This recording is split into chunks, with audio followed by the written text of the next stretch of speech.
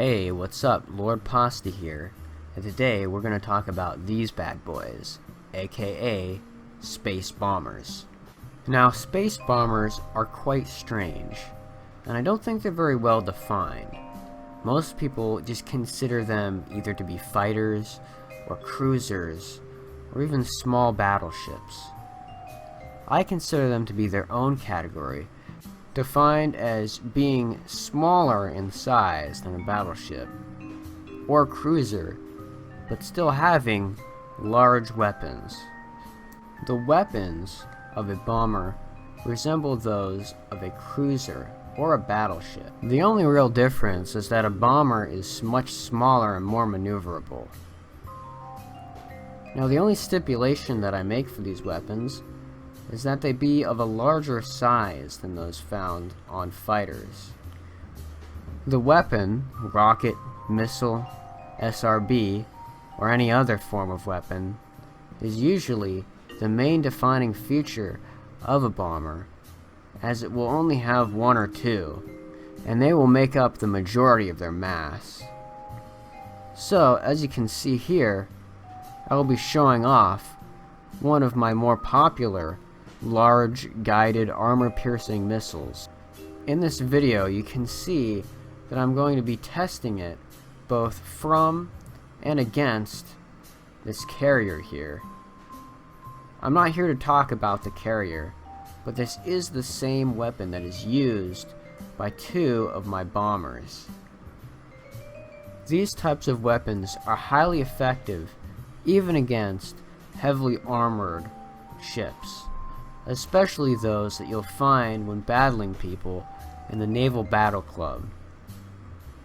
As you can see here with this design, there are wheels in the front of the missile. These, combined with the crash tolerance 80 meters per second structural parts, will allow this device to have the efficiency that it has. Is controlled by an adjustable rocket that can be turned both on and off so that it can lock on to a target and reduce its speed in alternative directions to reduce drift. Once it locks onto a target, it is full steam ahead towards it, and once it gets close enough, it will use SRBs to increase its speed further. Further adjustments will then be made using the adjustable rocket. Here we can see the SRBs being turned on as we close in on the target. And boom! That looks like it's going to be a lot of damage there. In contrast with fighters, bombers are very useful to just have hanging around. The fact that most of them can fit in most hangar bays is just a bonus. Their weapons are their main priority and their main selling point. These can come in very handy in professional battles. As you can see, this ship was very heavily armored with triple reaction armor, and it was destroyed, disabled. If there were any fighters inside, many of them may have been disabled too. Now you can see why I like bombers so much. However, I don't appear to have that many bomber craft. I only have 3, and one of them is just a very large fighter, so it doesn't really count. Here we go again. Let's take a look at the crafts themselves.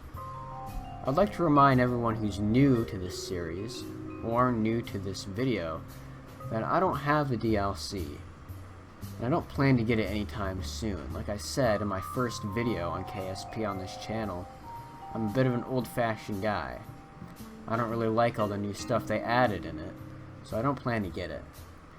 This craft here has a very low part count and can even be housed inside of a hangar bay, which comes in very handy for rapid deployment and protection of this vessel. Its main feature is its rocket, That's what makes it a bomber in my opinion. It can be maneuvered around, and it's a small enough target to be missed easily by other bombers. However, it can destroy large cruisers, battleships, dreadnoughts, or carriers with ease. This is the next iteration of that bomber. It's moving closer to a cruiser in design, but it's still a bomber because of the lack of amount of missiles that it has. Also, we can see a docking port at the bottom that is relatively well hidden and well covered from enemy fire. A fighter could be docked there.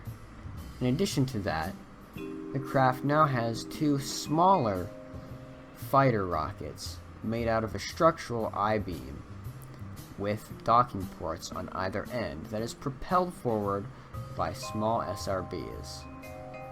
Overall, that craft has a larger part count, but still has the same advantages. And this here is the odd one out. It has 4 of these larger structural components propelled forward by small SRBs, and with larger docking ports on either end. They resemble the smaller ones that are common on fighters, but just scaled up. I'm not quite sure if I were to consider this a bomber, but the size of its rockets seem to necessitate the designation. I don't really have that much else to say about bombers, other than they are mini cruisers.